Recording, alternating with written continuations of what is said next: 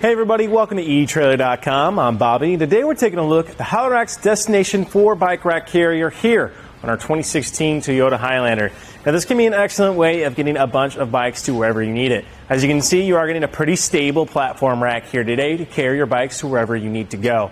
Now the things are right out of the gate for me, it does look a little busy. It's by far not going to be the most sleek looking bike rack out there. However, when you really do start looking at what each single strap does, I think you're going to like how many contact points you are getting. So yes, it is a little bit busy. There's a lot of straps everywhere, but they're great to make sure that we have a nice stable platform and our bikes see no damage on their way to our destination. So right out of the gate though, you can see we are just going to kind of get some standard cradles here. Nothing too crazy, only about 3 inches at maximum width there for the end of our tires. One of the things I do like about it though, it is a pretty versatile rack. On the ends here, these are actually adjustable, so you can see we have this fixed position. We can actually take this off with this knob and put it here. So if you have any kind of shorter bikes, that way you have no trouble at all fitting a host, whatever your family or maybe friends need to get you to wherever you're going. On the end too, you are getting little reflectors. I like pointing those out because I don't think they're standard enough across the industry, and especially with an all black rack, it is nice to let people know exactly where we are. That way we don't have any accidents for our family or friends on our way home from those long destinations. So we actually do have frame contact here today though, so if you're looking away of getting your carbon frame bikes to wherever you want to go, unfortunately not going to be a great option, as we do have that frame contact that will end up warping and deteriorating those carbon frames. And now a lot of times when you have frame mounts, you usually have an issue with women's bikes, step-through bikes, or kiddos bikes because their horizontal elements are a little wonky. However, with this middle attachment point here on our mast, it has a 360 degrees of revolution here, so we're not going to have any trouble at all getting a host of different needs. Whether you have a horizontal bar, diagonal, or vertical, we're going to have no trouble at all making sure that we have a good connection. Now you can get 35 pounds of bike on each one of these cradles, so we're going to have no trouble getting most of our standard and most of those mountain bikes. Now keep in mind, definitely not going to be broaching into those heavier bikes. However, you are getting 4 bikes on this carrier. Well, to take the bike off isn't going to take any time at all. I'm just going to come right back to my strip, take that guy out like so. Things to take note of on these ratcheting strips, very easy to cinch down on there. You are getting a nice little rubber pad to protect your rims, and I really do like those open eye holes at the very bottom. Makes it very easy to put a finger through and really make sure we are torquing this down correctly. Especially if your hands are cold or wet, it's nice to not have to pinch our hands so tight to make sure that we have a nice connection. But that does bring us to our last point of contact here. I like getting a hand on the other side here and pressing in on that lever with an off finger. Makes it really easy to make sure that I'm holding onto the bike, and I can take this off all the way. Let's make sure we are holding onto it, as that's our last point of contact. Don't want that going in the car or ourselves. And to take it off, we just simply walk it over our mast and begin riding. So pretty quick to actually get it off, getting on, almost just as easy. The only things I'd watch out for, making sure your straps are tucked to the side. That way you're not fighting them as you go to mount our bike.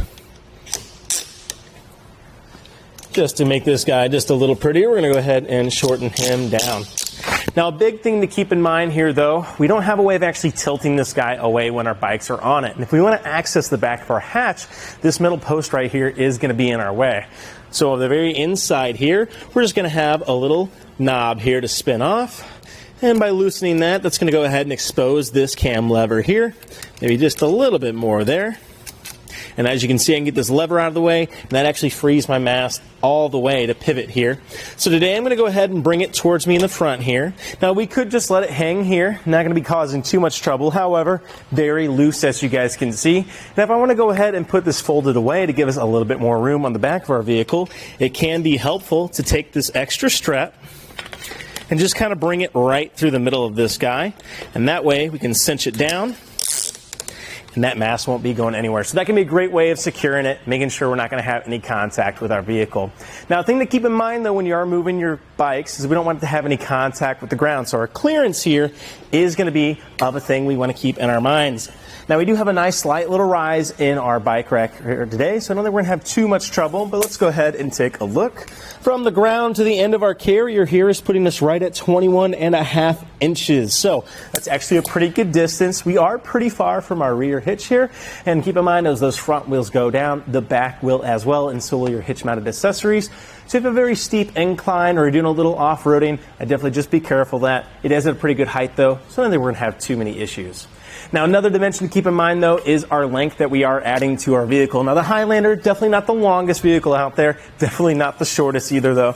So let's go ahead and take a look. From the rear of our bumper here to the very end of our carrier is putting us right at 40.5 inches there from the very end. So definitely a lot of length to consider, but we do have a way of quickly shortening that down. On the inside here, you're going to see a little retaining clip, and all we have to do is pop that guy like so, and start spinning out the rest of our knob. Once we get most of that thread exposed, we can go ahead, take the rest off, and let it hang by the safety clip. And then we can bring it right up into position. Now we're not going to go all the way. We're just going to line up these holes at the bottom. So we're going to go ahead, reinsert our pin, and tighten it down with that hand knob. Now I do like that hand knob. Sometimes, you know, they're small, hard to use. This guy, you're getting great contact over the entirety of it. I got a somewhat decent sized hand, and it gives me a great little purchase to make sure I can tighten it down effectively.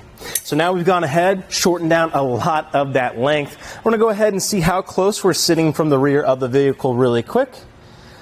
And at 6 1/4 inches on the inside, not going to be too close at all. And at the very end here, we are going to be sitting at 14 3/4 inches from the rear of our vehicle now. So already almost 30 inches has been shaved down by folding this up. Now we get this in the garage, or at least a lot more maneuverability to get this guy parked, which is great to see. Well, moving our way to the bottom here though, we can see that we do have a 2-inch shank here today. And on the inside, we do have a threaded anti-rattle hitch bolt. Now, these guys are pretty standard across the industry.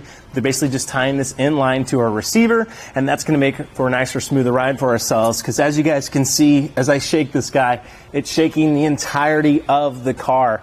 That means we're taking all that play out, and as we mentioned, that makes for a nice, smooth ride for ourselves, our bike rack, but especially our bikes, which is always great to see.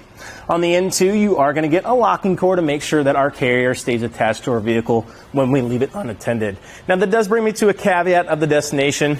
To me, it'd be great if you actually had a couple included cable locks to make sure that our bikes can stay on here, especially as you have more bikes. You know, it's going to be harder to make sure that we can leave them unattended without that peace of mind. So if I were you guys, I might recommend also picking up a couple cable locks. That way we can make sure that our bikes stay to our carrier when we leave it unattended. Well, the destination is going to give you a great way of getting a lot of bikes to wherever you want to go. You're not going to get all those awesome premium features that you might see in some of the bigger trays. However, definitely not going to be breaking the bank to get you, your friends, or your family to wherever you want to go. Well, I think that about does it. But real quick, before I get too ahead of myself, one thing I wanted to point out is on the back here, this backup camera does sit a little off-center towards the driver's side. Now, if you get 4 bikes up on here, you're going to be hard-pressed to see anything. However, even when it folded up, you are actually getting pretty good visibility as we're not having too much blockage going on here. And the one thing to note too, though, these lights do get covered up just a little bit here on the back end. However, with a nice distance spread, I don't think we're going to lose any visibility of people behind us to see when we are braking, especially with our nice cowling lights. So I think we're going to be okay. Well, I think that about does it for a look at the Holodrax Destination 4 bike rack carrier here on our 2016 Toyota Highlander. I'm Bobby. Thank you for watching. Now we're going to go ahead and take it on our test course. First, we'll start with the slaloms. This is going to show the side-to-side action. It's kind of going to mimic the movements that you'll see whenever you're driving down the road normally.